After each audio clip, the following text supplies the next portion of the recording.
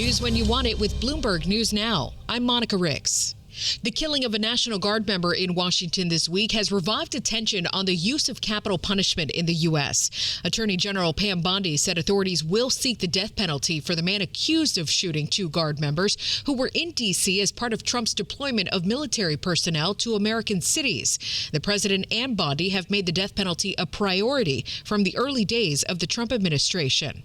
And earlier today, President Trump did confirm the soldier's death in his annual Thanksgiving call with troops. She's no longer with us. She's looking down at us right now. Her parents are with her. It's just happened. She was savagely attacked. She's dead. She's not with us. The president says the other injured Guard member is still in critical condition. Meantime, we're learning the suspect, a 29-year-old Afghan national, worked with U.S. forces and the CIA before arriving in the U.S. in 2021. And it's caused Trump to crack down on immigration processing. Bloomberg's Alexander Pearson explains. President Trump already announced that there would be consequences for Afghan nationals in particular as a result of this yesterday. And then very late last night, he then took to Truth Social to publish a post in which he said he would permanently pause, as he put it, migration from third world countries, which is also the term he used, without actually specifying which countries that meant. It's still unclear what role Congress might play here. Lawmakers have butted heads on immigration reform for years. Stocks closed higher today in a shortened holiday session. The Dow adding 289 points, up 0.2%. The Nasdaq also up 0.2%, adding 151. The S&P in the green, adding 36 points, about a 0.5 percentage point.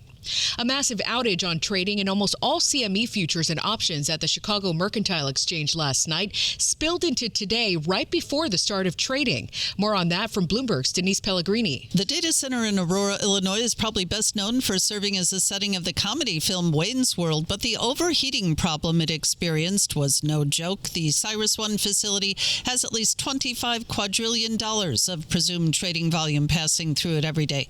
And now the incident at the company owned by KKR and Global Infrastructure Partners is raising questions about the design of the cooling system and also its disaster recovery plans. It also has some wondering about the reliability of other data centers. Denise Pellegrini, Bloomberg Radio. Cyrus One isn't commenting.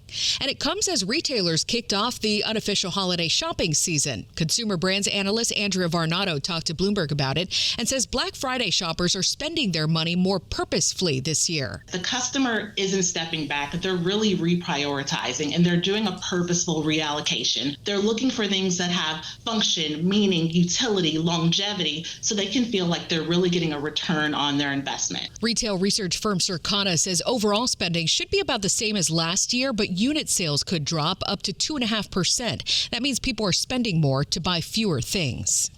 Ukrainian President Volodymyr Zelenskyy announced the resignation of his chief of staff today, whose apartment was searched by anti-corruption investigators. Andriy Yermak was Ukraine's lead negotiator in peace talks with Russia and the U.S.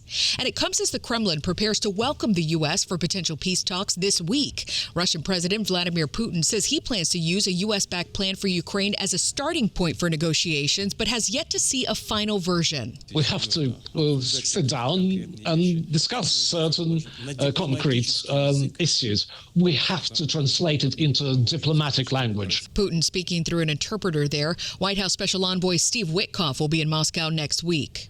Hong Kong firefighters have found dozens more bodies at a high-rise complex destroyed by a massive fire this week. At least 128 people have died. So far, authorities have arrested 8 people involved in the building's renovation. UPS says a fleet of planes grounded after a deadly crash in Kentucky earlier this month is expected to miss the peak holiday season due to inspections and possible repairs. The company says it could be several months before its MD-11 fleet returns to service as it works to meet FAA guidelines. That process was previously expected to take weeks. AirBus is also warning a large portion of its active A320 jetliner family fleet will require a software fix after a recent incident involving a JetBlue plane.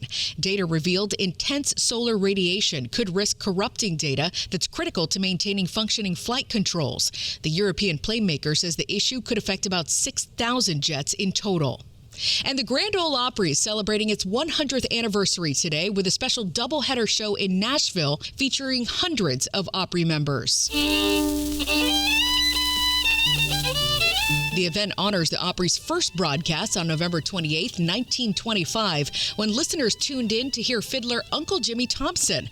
This was one of his favorite pieces and one of thousands of broadcasts over the last century. That's news when you want it with Bloomberg News Now. I'm Monica Ricks, and this is Bloomberg.